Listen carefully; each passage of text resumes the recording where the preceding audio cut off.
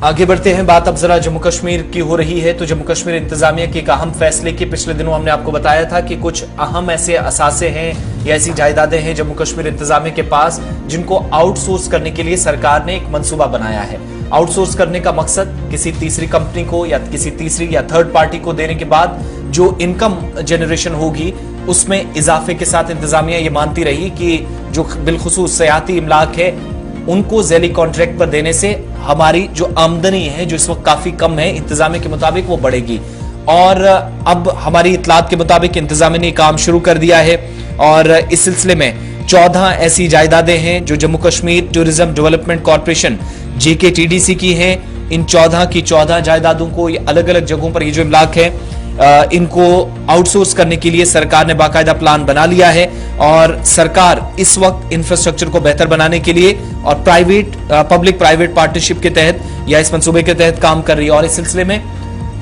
जराए के मुताबिक कि बहुत सारे लोग जो दिलचस्पी रखते हों या आउटसोर्सिंग का जब ये पूरा प्रोसेस चलेगा तो इसमें वो तमाम लोग या इन्वेस्टर्स जो बाहर से भी आ सकते हैं इसमें अपना हिस्सा डाल सकते हैं या जो तय कवायद के मुताबिक शराइत के मुताबिक जो हुकाम की जानिब से रखी गई है इन 14 जायदादों को आउटसोर्स करने के लिए उसके मुताबिक जो लोग अपनी लवाजमात पूरी करेंगे उनको या इंतजामिया की जानिब से ये इमलाक जो है वो दिए जाएंगे, उनके हवाले किए जाएंगे। लेकिन हुकूमत मानती है कि सोर्स ऑफ इनकम इस वक्त बहुत लो है, रेवेन्यू काफी कम है, इसको बढ़ाने का हमारा मकसद है जो इसके पीछे का तर्क है। इस पर और क्या डिटेल्स हैं, हिलाल हंजूरी हमारे साथ श्रीनगर से कश्मीर ब्यूरो चीफ इस वक्त ज्वाइन किए हुए हैं। हिलाल,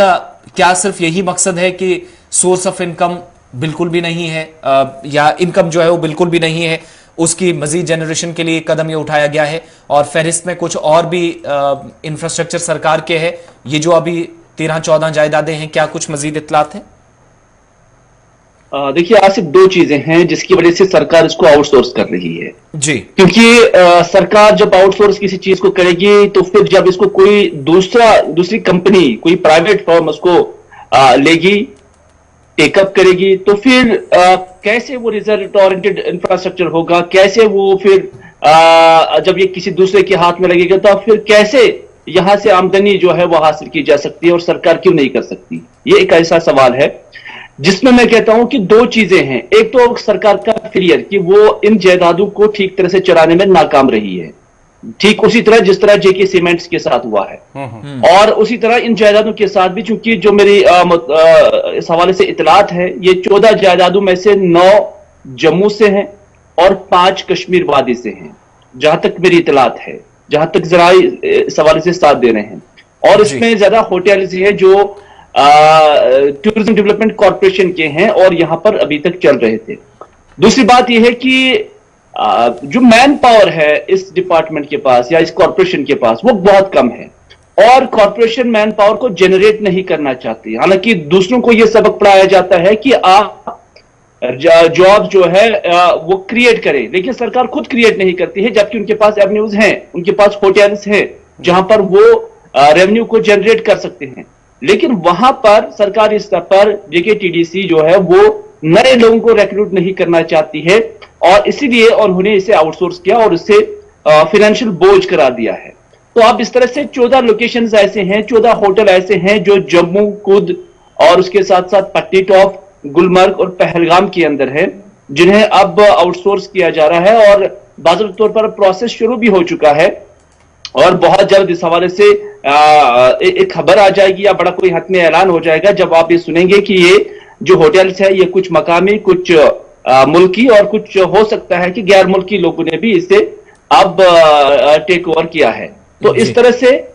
हम ये कह सकते हैं कि सरकार ने अपनी जिम्मेदारियों से जो है हाथ छुड़ाकर अब उन्हें पब्लिक प्राइवेट पार्टनरशिप के तहत, जिसे PPP मोड बोलते हैं, उसके तहत इसे आउटसोर्स किया है। तो क्या ये जो इन्वेस्टर्स जिनको मदऊ किया गया है इनकी कोई फहरिस्त किसी ने अभी तक दिलचस्पी जाहिर की या अभी प्रोसेस शुरू होना है? नहीं, ये बिल्कुल इस हवाले से